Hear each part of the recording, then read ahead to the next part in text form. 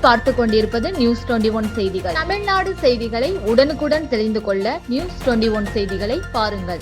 நாரையூர் கிராமத்தில் ஸ்ரீ அக்னி வீரர் ஸ்ரீ பாப்பரா வீரன் மற்றும் பஞ்சாயத்தம்மன் ஆலயத்தில் முப்பூசை விழா வெகு விமர்சையாக நடைபெற்றது. இதில் திரளான பக்தர்கள் கலந்து கொண்டு சாமி தரிசனம் செய்தனர். திருவண்ணாமலை மாவட்டம் கீழ்பண்ணத்தூர் சேர்ந்த நாரையூர் கிராமத்தில் உள்ள ஊர் பொதுமக்கள் ஸ்ரீ அக்னி வீரனார் மற்றும் ஸ்ரீ பாப்பரா வீரன் மற்றும் பஞ்சாயத்தம்மன் சுவாமிக்கு 2 ஆண்டுகளுக்கு ஒருமுறை முப்பூசை விழா நடைபெறுவது வழக்கமாகும்.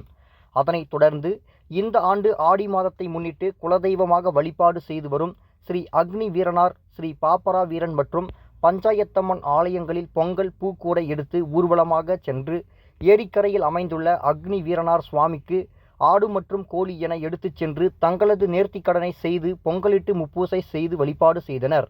ஸ்ரீ அக்னி வீரனார் சுவாமிகளுக்கு பாலாபிஷேகம், சந்தன அபிஷேகம் உள்ளிட்ட அபிஷேகங்களுடன் சிறப்பு அலங்காரத்தில் தீபாராதனை காண்பிக்கப்பட்டது. இதில் திரளான பக்தர்கள் கலந்து கொண்டு கோவிந்தா கோவிந்தா என கோஷங்களை முழக்கமிட்டு அக்னி வீரனார் சுவாமியை வழிபாடு செய்தனர். மற்றும் அங்கு சுவாமிக்கு படைக்கப்பட்ட பிரசாதங்களை குழந்தை இல்லாதவர்கள் மற்றும் திருமணம் ஆகாத பக்தர்களுக்கு வழங்கப்பட்டது. குலதெய்வமாக வழிபாடு ஸ்ரீ அக்னி வீரருக்கு மீண்டும் 2 ஆண்டுகளுக்கு பின்பு இந்த விழா முப்பூசையுடன் நடைபெறும் என அங்குள்ள கிராம மக்கள் தெரிவித்தனர்.